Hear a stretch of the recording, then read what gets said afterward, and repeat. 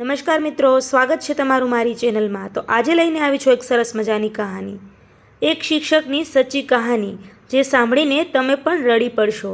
ગુજરાતના એક નાના ગામમાં આવેલા સરકારી શાળા, ભીતો પર જૂનું રંગ, તૂટેલી બેન્ચો અને સીમિત સાધનો, પણ ત્યાં એક એવી વસ્તુ હતી જે બહુ મોટી હતી, એક શિક્ષકનું દિલ।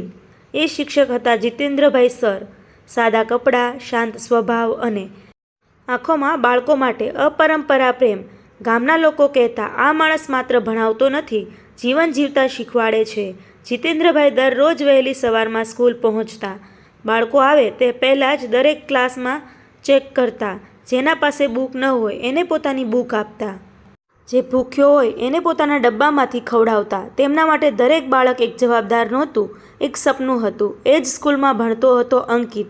ઘર પરિસ્થિતિ અત્યંત નબળી।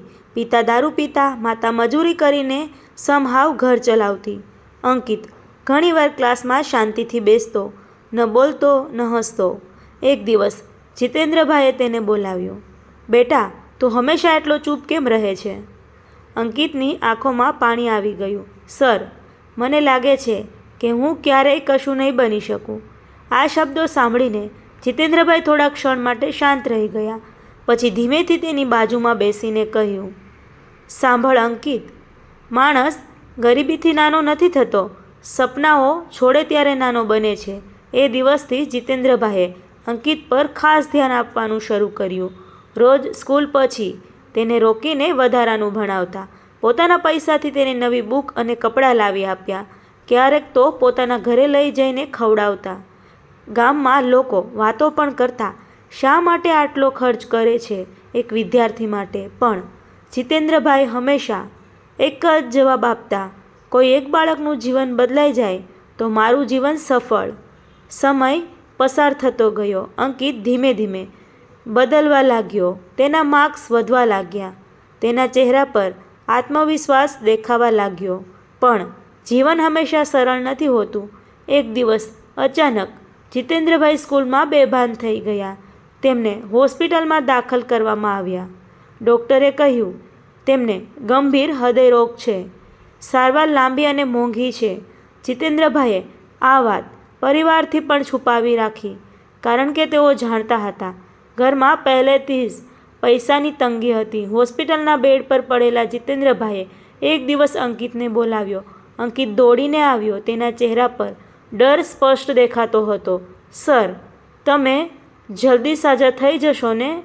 જીતેન્દ્રભાઈ હળવું સ્મિત કરીને બોલ્યા, હું સાજો થઈ જાઉં કે ન થાઉં, પણ તું હાર માનતો નહીં। તેમણે પોતાના થેલીમાંથી એક જૂનું પેન કાઢ્યું। આ પેન મારી સાથે 20 વર્ષથી છે, આજે હું તને આપી રહ્યો છું। એક દિવસ તું આ પેનથી પોતાના સપના લખજે।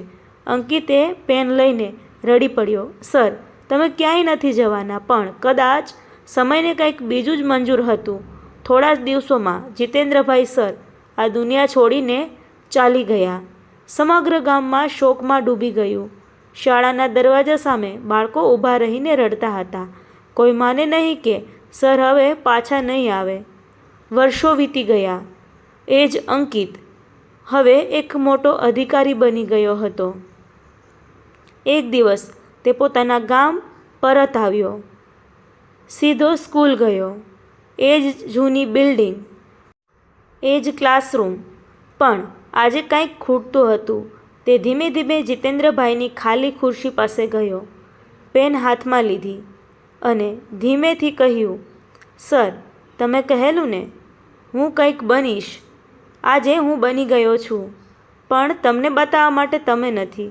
તેની આંખોમાંથી આંસુ વહેવા લાગ્યા। અંકિતે પછી એક મોટો નિર્ણય લીધો। તે સ્કૂલ માટે નવી બિલ્ડિંગ બનાવવાની જવાબદારી લીધી, બાળકો માટે લાઇબ્રેરી, કમ્પ્યુટર લેબ અને ફ્રી મીલ શરૂ કરાવ્યું અને સ્કૂલના ગેટ પર એક બોર્ડ લગાવ્યો, જીતેન્દ્રભાઈ સર સ્મૃતિ શાળા। ઉદ્ઘાટનના દિવસે અંકિતે ભાષણ આપતા કહ્યું, મારા જીવનમાં જે કંઈ છું એ એક શિક્ષકના કારણે છું। તેમણે મને માત્ર ભણાવ્યું નહીં, મને મારા પર વિશ્વાસ કરવાનું શીખવ્યું।